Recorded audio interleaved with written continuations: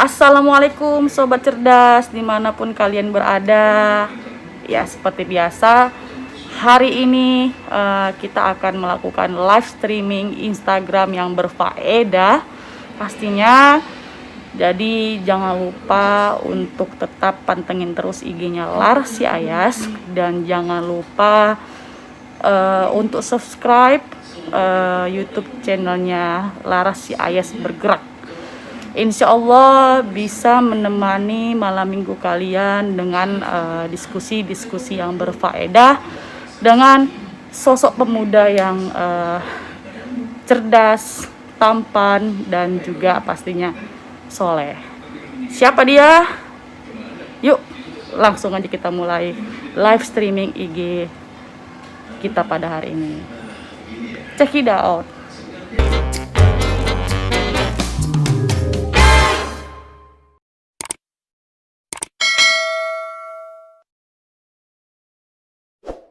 Alhamdulillah. Assalamualaikum Alhamdulillah. Bang Inul. Waalaikumsalam warahmatullahi Ya, wabarakatuh. apa kabarnya nih Bang Inul? Alhamdulillah sehat. Gimana kabarnya ya? Alhamdulillah sehat Alhamdulillah. juga. Ya Bang Alhamdulillah Inul, sehat. sebelumnya terima kasih banyak nih Bang Inul sudah bersedia Sama-sama. meluangkan waktunya di live IG yang nggak seberapa ini ya Bang Inul. Masya Allah. Masya Iya, Allah. ini bukan live IG seperti artis papan atas pada umumnya ya kan, tapi lebih tepatnya live IG Titi Sewa kayaknya nih Bang. Iya, semoga apa yang kita sampaikan bisa bermanfaat untuk semua orang Amin. ya Bang Inul pada hari ini.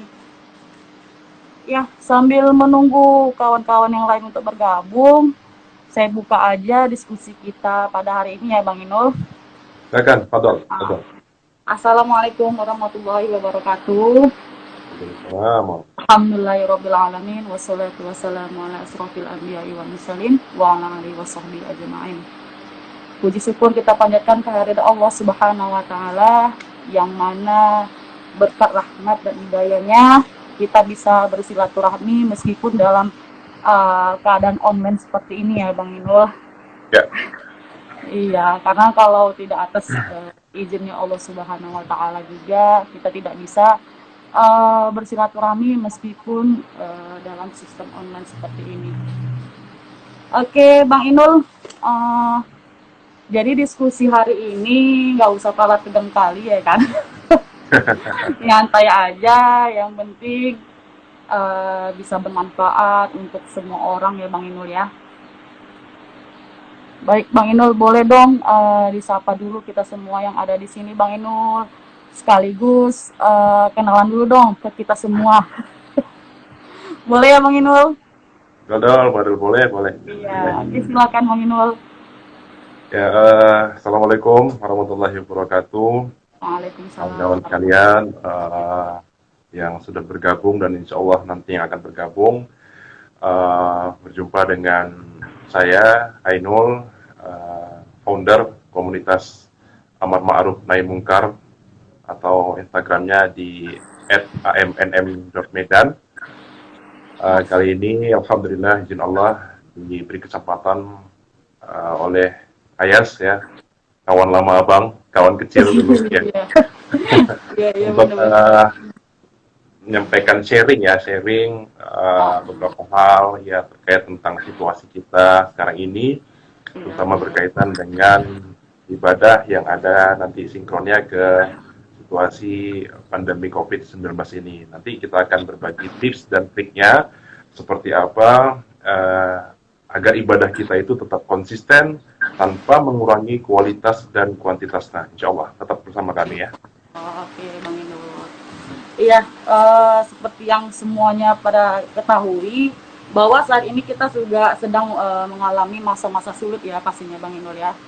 Ya, Yang mana membuat gerak ruang kita terbatas ya.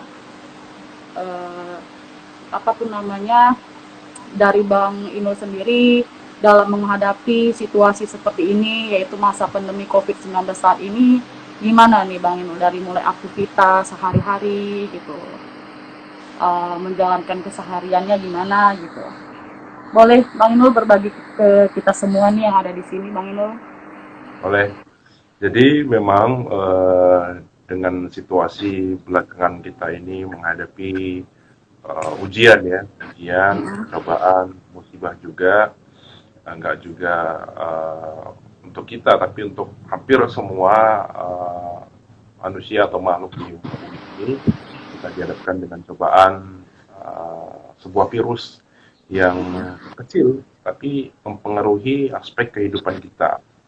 Banyak aspek kehidupan kita yang dengan izin Allah juga, karena ketentuan Allah agak terkendala, termasuk soal ibadah, ya, gitu. Jadi situasi ini juga tentunya membuktikan bahwa sebenarnya kita ini lemah. Kita ini manusia, walaupun badan kita besar, tapi kita bisa dikalahkan dengan makhluk kecil yang bernama virus COVID-19 ini. Gitu. Dan ini mempengaruhi banyak aspek, aspek ekonomi, aspek ibadah, dan aspek Iya, lain-lain betul. ya. Terpengaruh kita. Jadi memang membuktikan bahwa Allah menunjukkan kalau kita ini sebenarnya tidak ada apa-apanya begitu. Iya, benar. Jadi intinya menghadapi situasi di masa sulit seperti ini harus banyak bersabar lah intinya ya Bang Indul ya. Ya, bersabar. Uh, iya iya betul. Nah mungkin kebijakan-kebijakan pemerintah sudah banyak nih dilakukan ya kan seperti yang kita ketahui. Uh, Semua aktivitas dilakukan semuanya di rumah gitu ya, baik dalam uh, sekolah gitu, bekerja, bahkan juga Ya. soal ibadah nih Bang Inul. Nah ini yang paling penting. Bang Inul mungkin sudah pernah dengar kabar pro dan kontra masalah ibadah dikerjakan di rumah nih Bang Inul. Nah, menurut Bang Inul sendiri apa sih tanggapannya mengenai ibadah di rumah di masa COVID-19 ini gitu? Boleh di-sharing ke kita semua karena banyak nih yang setuju, ada yang tidak setuju ya kan, banyak yang menyetujui untuk kita sholat di rumah atau ibadah di rumah atau juga di rumah ibadah seperti masjid gitu. Nah, Bang Indo sendiri menanggapi pro dan kontra masalah ibadah ini gimana gitu Bang Indo? Ya, baik. Terima kasih ya, pertanyaannya bagus ya.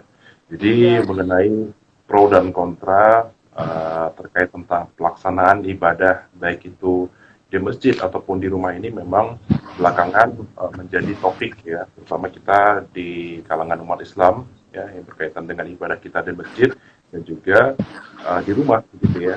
Ada yang setuju untuk sementara ini tidak beribadah di masjid, baik itu sholat ataupun mendengarkan kajian, diganti dengan ibadah di rumah. Namun ada juga yang kontra dengan kebijakan tersebut. Artinya ada juga masyarakat yang berpendapat ya masih sebaiknya diperbolehkan gitu ibadah di masjid, jangan dilarang. Nah, menyikapi soal ini kita sebenarnya harus lebih bijak gitu ya. Kita bisa melihat situasi di wilayah kita tersendiri ya. Kalau memang di wilayah kita itu masih kategori aman untuk ibadah di masjid, ya, saya mengikuti pendapat untuk boleh dan bisa beribadah di masjid ya. Kalau soal memenuhi standar protokolnya yang sudah ditetapkan, saya kira kita umat Islam sudah diajari dari jauh-jauh hari tentang bab bersuci ya. Ada namanya fikih toharoh ya, fikih bersuci. Dan kita sudah melaksanakan mandi yang bersih, kemudian secara rutin berwudu 5 kali sehari minimal ya. Ini sholat wajib saja. Belum lagi dengan sholat sunnah, misalkan sholat duha, sholat tahajud, sholat hajat, dan sholat macam-macam. Jadi akan menambah jumlah wudhu kita dan kebersihan umat muslim ini, insya Allah saya yakin nggak perlu diragukan lagi. Dan kembali lagi ya, kalau memang di situasi kondisi di sekitar kita masih aman untuk ibadah di masjid, tafadhol silakan untuk ibadah di masjid, namun tetap mematuhi standar protokol yang sudah ditetapkan seperti mandi, kemudian membawa sajadah sendiri untuk sementara ini, mengurangi kegiatan bersalaman, ya, kemudian mengatur jarak juga antara sesama jamaah. Saya kira tidak masalah juga ya. Namun bagi teman-teman mungkin yang mendukung untuk ibadah di rumah, tafadhol juga silakan. Jadi kita sebagai umat Islam ini jangan mempertahankan itu, kita tetap bersatu ya, insya Allah yang mana yang terbaik pilihan kita kita laksanakan. Mudah-mudahan bisa bermanfaat untuk kita semua juga, begitu ya kira-kira. Oh begitu. Nah, jadi untuk masyarakat yang mengerjakan ibadah di luar rumah seperti masjid atau sebagainya, itu kan mungkin banyak yang mengatakan melanggar aturan pemerintah. Nah, itu hukumnya sendiri ya, Bang Indul, dalam Islam, menurut Bang Indul gimana gitu kan? eh, Tidak mematuhi pemerintah bahasanya gitu ya kan? Apa kita juga eh, termasuk berbuat zolim juga nih, Bang Indul? Menurut tanggapan Bang Indul gimana gitu? Oke.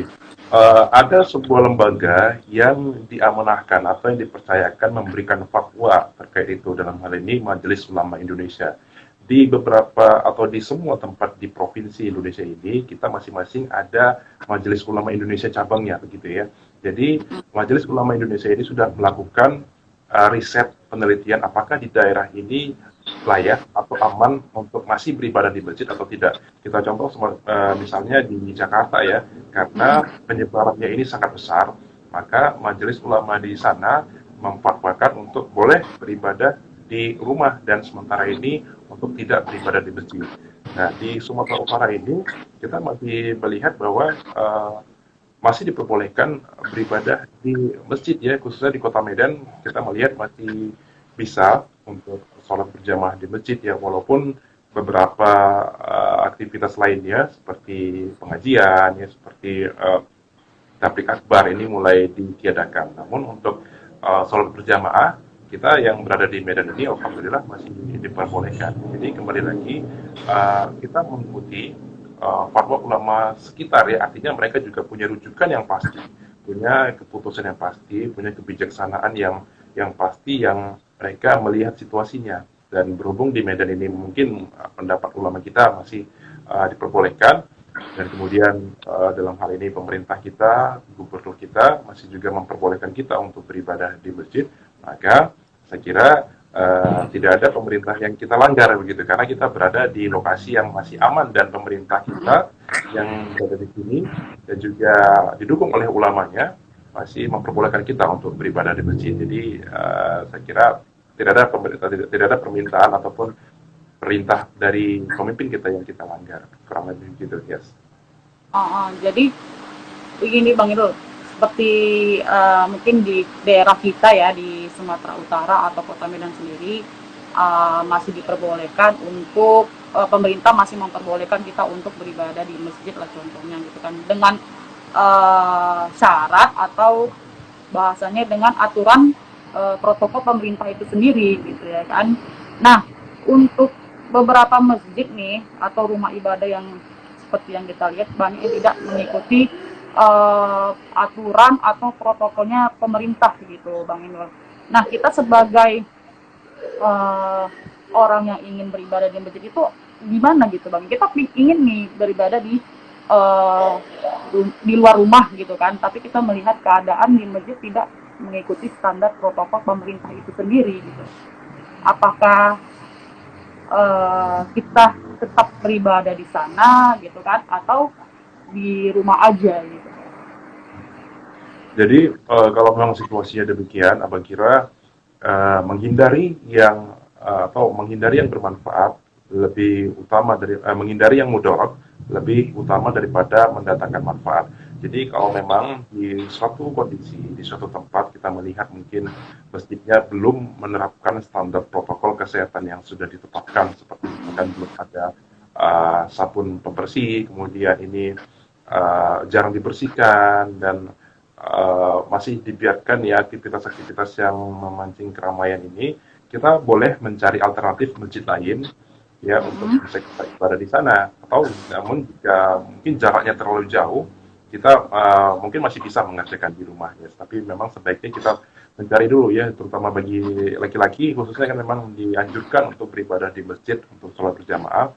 Dan jika memang mungkin di masjid sekitar rumahnya ini masih belum menerapkan standar protokol kesehatan, kita bisa mencari alternatif masjid lain untuk bisa beribadah untuk berjamaah sholat di sana. Begitu ya. Oh gitu. Jadi intinya untuk sholat di luar rumah seperti masjid dan rumah ibadah lainnya tidak ada larangan ya Bang Inul ya sebenarnya Ya, ya, gitu. Masih bisa dibolehkan dengan catatan ya mengikuti standar protokol kesehatan itu tadi ya Bang Inul ya. ya, Ya jadi kalau misalnya masjidnya tadi atau rumah ibadahnya tadi masih belum menerapkan protokol kesehatan, mungkin bisa mencari alternatif rumah ibadah lainnya atau boleh juga sholat di dalam rumah ya, ibaratnya gitu ya Bang Inul ya. Demi yaitu tadi yang seperti Bang Inul katakan mencegah mendorot lebih baik ya Bang Inul ya. ya.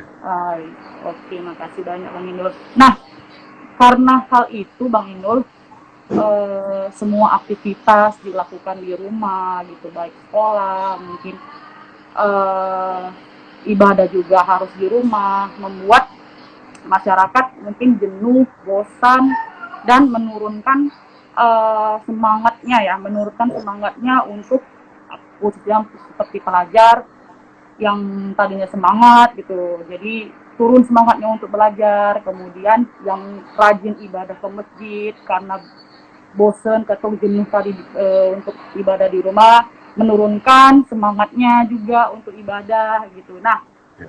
Bang Inul sendiri gimana nih untuk tetap mempertahankan semangatnya, tetap mempertahankan semangatnya dalam eh, khususnya dalam ibadah ya, Bang Inul.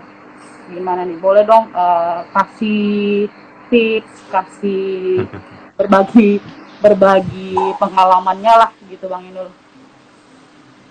Ya. Silakan Bang Inul. Ya. Jadi ada satu fenomena ya, namanya ini futur ya. Futur ini adalah kondisi di mana iman seseorang mengalami penurunan. Ya. Jadi futur ini menimpa siapa saja, bahkan dalam sebuah hadis riwayat diceritakan waktu itu Umar bin Khattab ya, pernah mengalami futur atau penurunan iman. Beliau radhiyallahu anhuma tidak mengerjakan sholat asar berjamaah karena sedang berada di kebun anggurnya, gitu ya. Karena berada di kebun kurma, maaf ya. Kemudian karena merasa menyesal tidak mengerjakan sholat berjamaah akibat dilalaikan oleh perkara dunia, kemudian Umar bin Khattab menjual seluruh kebunnya itu untuk dinikmati oleh masyarakat. Jadi memang fenomena penurunan iman seperti ini bisa terjadi dan menimpa siapa saja dalam kondisi apapun. Apalagi dalam kondisi kita sekarang ini diperbolehkan beribadah di rumah, mungkin bisa mempengaruhi juga penurunan iman kita. Misalnya biasanya kita ini sholat berjamaah di masjid, ya kemudian karena ada fatwa dilarang ataupun sementara tidak bisa beribadah di masjid, sebagian dari kita beribadah di rumah, dan karena beribadah di rumah, sholat kita tidak lagi tepat waktu. Iya, Kemudian, benar kan ya? Kemudian karena di rumah tidak ada lagi qobliyah dan ba'diyahnya. Kan karena kita sibuk menonton, mungkin ada aktivitas kita, ya sudah masuk ajan, karena masih di rumah, bentar lagi aja lah ngerjainnya gitu ya, kurang lebih ya. Ataupun begitu siap sholat, tidak ada lagi doa, tidak ada lagi zikir, ya kemudian langsung meninggalkan sajadah, langsung melanjutkan aktivitasnya, misalkan nonton atau apa. Ini juga mempengaruhi karena kita terbiasa soal ini ya, karena kita dimudahkan seakan-akan karena beribadahnya di rumah, kita jadi memudahkan kondisi seperti itu. Nah, jadi apa tips dan triknya agar kita bisa terhindar dari situasi seperti itu? Yang pertama, tetap meningkatkan atau tetap menjaga kualitas dan kuantitas ibadah kita. Seperti itu ya. Jadi kualitas kita mungkin selama ini menjaga qobliyah dan ba'diyah kita, sholat tepat waktu, begitu azan kita sudah ke masjid ya. Dan untuk kita yang beribadah di rumah saat ini, jangan mengurangi perkara seperti itu. Jadi misalkan begitu azan, langsung kita matikan TV, atau langsung kita tinggalkan aktivitas kita, terus kita mengerjakan sholat. Jadi jangan karena kita sholat di rumah, terus kita bisa mengurangi kualitas ibadah kita untuk sholatnya agak telat dikit lah, nggak masalah gitu kan. Tidak juga seperti itu. Tapi begitu aja, langsung kita tinggalkan aktivitas kita, langsung kita sholat. Kemudian kita juga menjaga kuantitasnya ya, jangan sampai selama ini kita mengerjakan 5 waktu menjadi 3 waktu ya, seperti itu. Jangan juga misalkan kita sudah menjaga sholat sunnahnya, sholat duhanya, sholat tahajudnya, karena ibadah kita di rumah, kita jadi meninggalkannya dan jadi menyebabkan kualitas ibadah kita menjadi menurun ya, seperti itu ya. Jadi ini ada kurang lebih ada 6 poin ya, kalau masih ada waktu nanti Iya. kita bahas satu persatu. Nanti kalau Ayas Iya. ada pertanyaan selanjutnya, nanti boleh diinterupsi aja ya Ayas ya.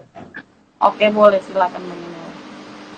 Jadi kemudian yang kedua tadi setelah yang pertama jangan dikurangi kualitas dan kuantitas ibadah kita. Yang kedua adalah ingat hakikat hidup kita adalah untuk ibadah ya, seperti ayatnya itu adalah innas salati wa nusuki wa mahyaya wa mamati lillahi rabbil alamin. Ya, sesungguhnya ibadahku, salatku ya hidup dan matiku adalah hanya untuk Allah Subhanahu wa taala. Jadi setiap aktivitas kita ada sejatinya adalah untuk ibadah. Jadi jangan mengurangi ibadah kita. Kita diberikan kesempatan ya untuk bisa bangun pagi, tandanya kita masih diberikan kesempatan untuk ibadah. Kita harus memanfaatkan momen itu, jangan sampai semangat ibadah kita menurun karena beralasan adanya situasi COVID-19 ini. Gitu, ya. Kemudian yang ketiga, tetap rutin ya merecharge iman. Ya artinya itu tetap kita menjaga iman kita dengan cara apa? Ini ada 2 poin lagi. Yang pertama mendengarkan kajian online ya. Jadi mungkin sebelumnya kita terbiasa mendengarkan kajian secara langsung di masjid-masjid begitu ya. Tapi karena keadaan ada uzurnya, sementara kajian di masjid diliburkan. Dan jangan pula mengurangi semangat kita untuk mendengarkan kajian. Banyak cara kita untuk bisa mendengarkan kajian. Salah satunya dengan cara apa? Dengan cara online ya. Kita bisa mendownload kajian atau melihat di YouTube kajian dari ustadz apa tentang apa, kita bisa lihat. Luangkanlah setidaknya minimal 10 menit dalam sehari untuk mendengarkan kajian gitu ya. Jadi untuk merecharge iman kita agar jangan sampai kita mengalami futur gitu ya. Karena kondisi akan mempengaruhi keimanan kita. Kalau kita terlalu lama untuk tidak bersama dengan orang-orang yang solih, akan menurunkan semangat ibadah kita. Nah, lanjutannya apa? Tetap berkomunikasi dengan teman-teman yang filah, teman-teman yang sejalan untuk ibadah kepada Allah. Jadi banyak cara yang bisa lakukan, salah satunya dengan cara kita seperti ini, live streaming atau mungkin video call ya bersama dengan teman-teman kita, saling ingat mengingatkan gitu ya, saling mengajak dalam kebaikan. Misalkan besok puasa Syawal yuk, berhubung ini masih bulan Syawal ya, jadi saling mengajak, saling mengingatkan seperti di Quran surah Al-Asr itu ya ayat 3, watawassau bil haq watawassau bil sabr. Jadi memang saling ingat mengingatkan perkara yang benar dan saling ingat mengingatkan perkara yang sabar. Kita sudah dianjurkan untuk mengajak dan saling mengingatkan saudara-saudara kita se-muslim yang filah gitu ya. Kemudian yang keempat, memperbanyak istighfar. Jangan lupa setiap cobaan ini bisa jadi adalah karena ulah kita, karena perbuatan kita, karena kezoliman kita, karena dosa-dosa kita yang mengakibatkan kita harus menghadapi cobaan dan musibah yang seperti ini. Maka Introspeksi diri ya Bang Inul. Ya, seperti introspeksi diri juga ya. benar, benar. Jadi kita harus memperbanyak istighfar ya, seperti yang dilakukan oleh Nabi Yunus alaihi salam ya, karena di lockdown oleh Allah di dalam 3 lapisan kegelapan ya, di dalam Quran surah itu banyak sekali di Quran. Nabi Yunus alaihissalam dikurung di dalam perut ikan paus, kemudian di dasar lautan dan berada di 3 kegelapan malam oleh perbuatan dosa yang pernah dilakukannya. Kemudian beliau alaihissalam beristighfar, berintrospeksi diri seperti yang tadi Ais bilang, kemudian membaca la ilaha illa anta subhanaka inni kuntu minadz dzalimin. Izin Allah, cobaan dari Nabi Yunus pun bisa berakhir. Begitu juga dengan kita, maka kita harus lebih memperbanyak istighfar. Semoga Allah mengangkat musibah ini dan aktivitas kita bisa kembali normal. Yang kemudian yang kelima ya, ada 2 lagi ya, mudah-mudahan masih sempat Iya, nggak apa Bang Inul.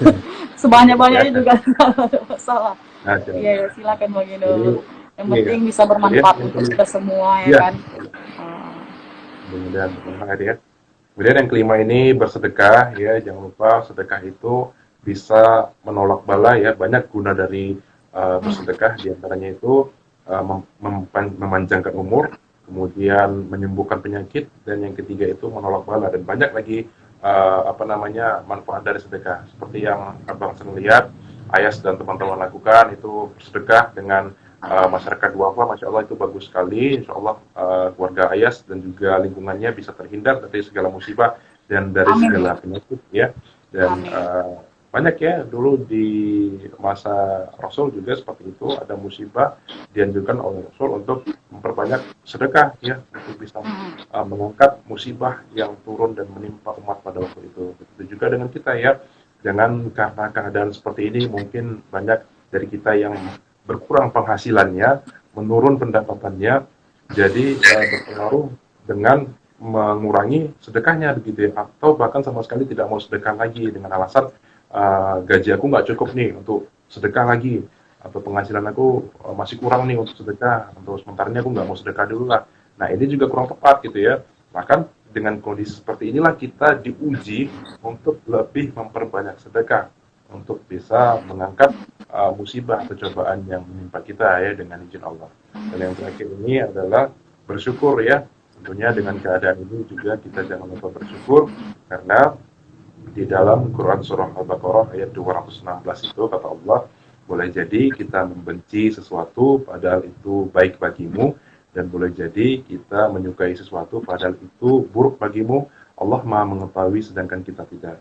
Nah, mungkin kita benci dengan COVID-19 ini, tapi di sisi lain ternyata ini mengandung kebaikan untuk kita. Seperti apa contohnya? Misalkan sekarang ini apa namanya ya, para bapak-bapak, ayah, laki-laki khususnya, karena dianjurkan sekarang ini sholat berjamaah bersama dengan keluarganya, ternyata hafalan ayat Qur'annya itu sangat sedikit begitu ya. Ya, Ayat andalannya hanya ya. 3 kul begitu. Iya, Iya, ayat benar. andalannya hanya 3 kul, dan mungkin tidak variatif ya, 5 waktu membacakan ayat-ayat yang itu saja, dan secara tidak langsung memotivasi laki-laki, memotivasi bapak-bapak untuk meningkatkan hafalan Qur'annya, menambah hafalan Qur'annya untuk bisa membaca lebih banyak lagi ayat-ayat ketika sholat berjamaah dengan keluarganya di rumah. Dan juga ini untuk para jomblo ya, yang belum menikah seperti itu ya. Sekarang ini perempuan khususnya akhwat kita sudah menerapkan standarnya lagi ya.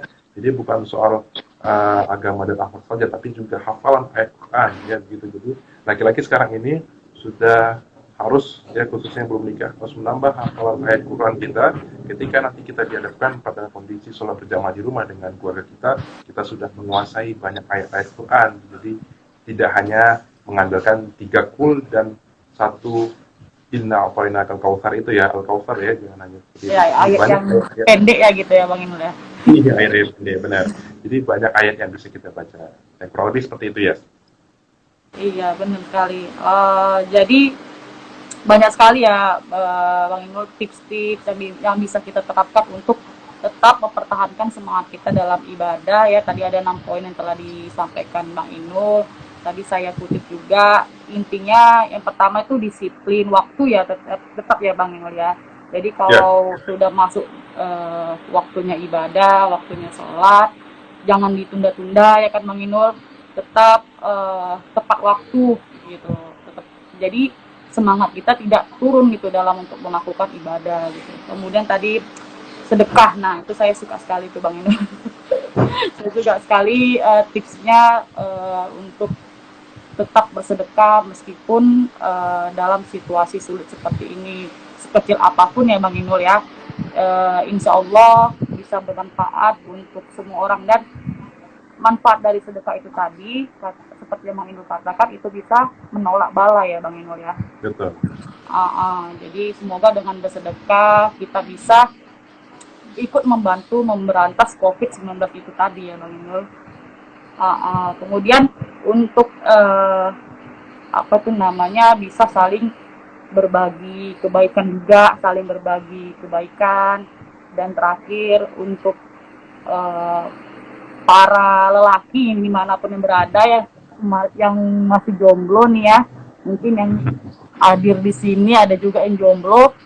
Intinya tetap apa tuh namanya, mempelajari Al-Quran, banyak tambahan hafalannya gitu ya Bang Nur. Jadi ketika menikah nanti intinya nggak minder gitu. Iya, Iya, karena kalau kita udah minder pasti semangat ibadahnya otomatis turun ya Bang Inul ya. iya betul. Udahlah gitu, masing-masing aja lah gitu. Jadi kalau dengan berjamaah di rumah bersama keluarga, itu juga salah satu motivasi kita untuk lebih semangat lagi beribadah gitu. Benar ya Bang Inul ya. Betul, Nah, betul. luar biasa sekali nih Bang Inul manfaat atau tips yang bisa kita ambil untuk tetap semangat dalam ibadah. Nah, untuk Bang Inul sendiri harapannya di masa pandemi ini, di masa sulit seperti ini, apa aja gitu. Kemudian kasih dong pesan dan pesan buat kita semua untuk tetap semangat lagi di masa pandemi ini ya Bang Inul ya. Boleh dong kasih kita motivasi lagi nih untuk kawan-kawan yang ada di sini dan dimanapun berada ya.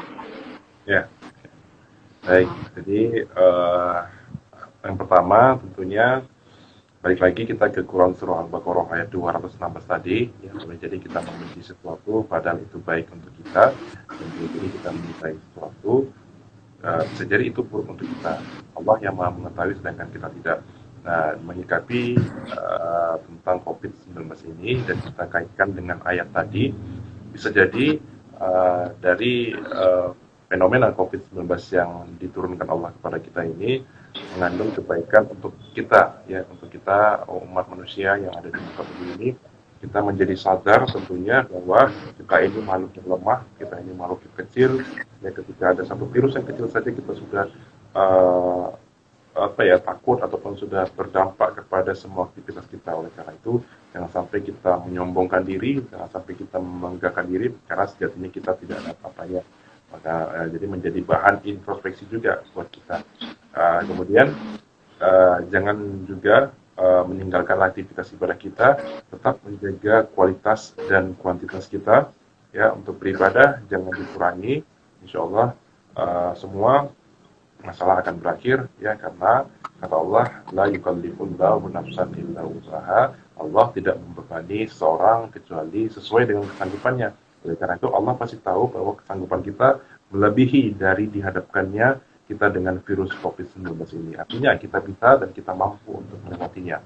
Dan untuk teman-teman yang mungkin terdampak atau terpengaruh baik dari sisi ekonomi dengan adanya COVID-19 ini, percayalah bahwa apa yang datang dari Allah, apa yang diambil dari Allah akan diwujudkan kembali, akan diganti kembali dengan yang lebih baik oleh Allah Subhanahu wa taala. Gitu ya. Masya Allah, luar biasa sekali Bang Inul. Jadi malam minggu ini jadinya lebih bermanfaat ya Bang Inul ya. Ini buat yang menonton hari ini luar biasa sekali. Terima kasih banyak. Semoga bisa menemani malam minggu yang berfaedah ya, daripada keluyuran di luar rumah. Berdua-duaan gitu kan yang berujung ke maksiat. Ada baiknya kita untuk membuat media seperti ini untuk bisa saling berbagi. Satu lagi. Ya, gimana Bang Inul? Juga makasih buat Ayas ya yang udah mau mengangkat tema ini, apalagi di malam Ahad ini ya. Jadi malam Ahad yang bermanfaat, yang mana mungkin Ayas mengajak kawan-kawan untuk bisa berbuat yang lebih baik. Insya Allah menjadi amal jariah juga buat Ayas ya. Amin. Amin ya Allah. Terima kasih banyak Bang Inul. Ya, kita juga di sini terima kasih banyak juga buat Bang Inul yang sudah mau bersedia meluangkan waktunya ya kan untuk saling berbagi manfaat ke semua orang, dan sama juga insya Allah apa yang kita sampaikan menjadi amal jariah untuk Bang Inulnya juga, dan untuk semua orang bisa yang mendengarkan bisa bermanfaat dan berfaedah juga pastinya ya Bang Inul ya. Amin. Jadi mungkin itu aja Bang Inul live streaming kita hari ini. Kembali lagi sekali lagi insya Allah bisa bermanfaat untuk semua. Amin.